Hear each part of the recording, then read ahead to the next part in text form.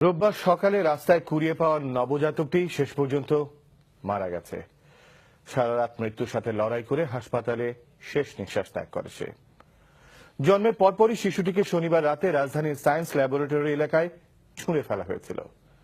ডাক্তাররা বলছেন, উঁচু কোনো জায়গা থেকে নিচে ফেলে দেওয়ার কারণে শরীরে প্রচুর রক্তক্ষরণই কেড়ে নেয় তার জীবন। আরো শুনুন বদরুদ্দোজা বাবুর কাছে।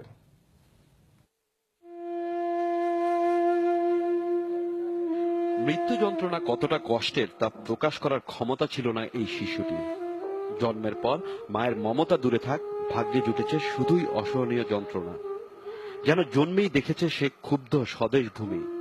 শীতের এক রাত কেটেছে রাস্তায়, পরের রাত হাসপাতালে মৃত্যুর সাথে লড়ে চলে গেছে সে চিরদিনের মতো। শিশুটির এই ছবি রোববারের, মৃত্যুর কয়েক ঘন্টা আগের। ফুটফুটে নবজাতকের এই অসহায় চাহনিতে হয়তোবা ছিল শেষ পর্যন্ত বেঁচে থাকার আকুতি, কিন্তু জন্মদাতার নির্মমতা কেড়ে নিল তার জীবন।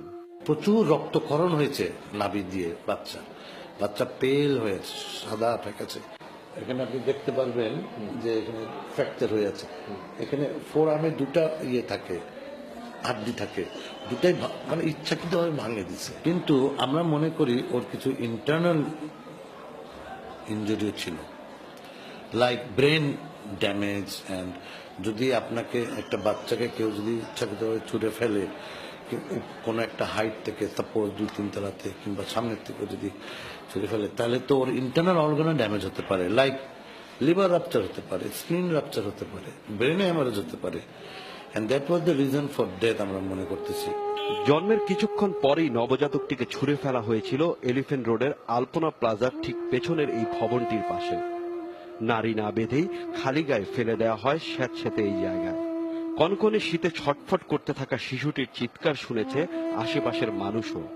রাত্রে তখন 12:30 তার আগের থেকে কান্না শুনছি, তাও মনে করছে হয়তো আশেপাশের কেউ কান্না করতেছে, কিন্তু এখানে বসে শুনতেছি কান্নায় করতেছে। তা আমি আর আমার বুয়া বলতেছি যে বাচ্চাটার মা বাবাকে কেউ নেই। ভোরে আমার হাজবেন্ড উনি ভোর 5টায় যখন অফিসে গেছে তখনও দেখে যে কান্নার শব্দ। তারও কয়েক ঘন্টা পর সকাল 7টার দিকে কাগজ টোকাতে গিয়ে শিশুটিকে দেখতে পায় জান্নাত।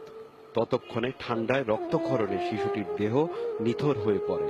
মনে করছি বোতল এরম মনে করে তার এখনো খারইছি না কত ছায়া দেই যেন মানুষ ইয়া দেয় বাচ্চাটা উদাম উহুরো না ছিল, গা রক্ত ছিল এই যে এখন একটু, আর এই কুকসি দিয়া ছিল এই, আর এনটা চলে গেছে। আর এই যে বার্দাটা, এই বার্দাটা কালো হয়ে গেছে গা। শিশুটিকে নিয়ে কি করবে এখন, এমন দ্বিধাদ্বন্দ্বে যখন জান্নাত, তখন পাশ দিয়ে হেঁটে যাওয়া পারুর রহমান এগিয়ে আসেন। মমতায় বুকে তুলে নেন শিশুটিকে, দ্রুত নিয়ে যান হাসপাতালে, পরিচয় দেন নিজের সন্তান বলেই। কিন্তু এই মায়ের শত মমতা হেরে যায় গর্ভধারিণী মায়ের অবহেলার কাছে। এই যে মা, এটা তো একটা মা, একটা সমাজের কাছে হেরে গেল। একটা মাতৃত্ব যে কত বড়, কত মা আছে মা হইতে পারে না, সে মা হইয়াও সে বাচ্চাটাকে ওইভাবে শেষ করে দিল নিজের হাতে। এটা কার জন্য? একটা সমাজের জন্য। থানায় মামলা হয়েছে, কাটাছেঁড়া করা হবে তুলতুলে এই শরীর। তারপর পারুর রহমান তাকে শুইয়ে দেবেন আজিমপুর কবরস্থানে। কিন্তু তার এই মৃত্যু প্রশ্ন ছুড়ে গেছে সমাজের কাছে। কি দোষ ছিল তার, কেন এই নির্মমতা? বদরুদ্দোজা বাবু, এনটিভি নিউজ, ঢাকা।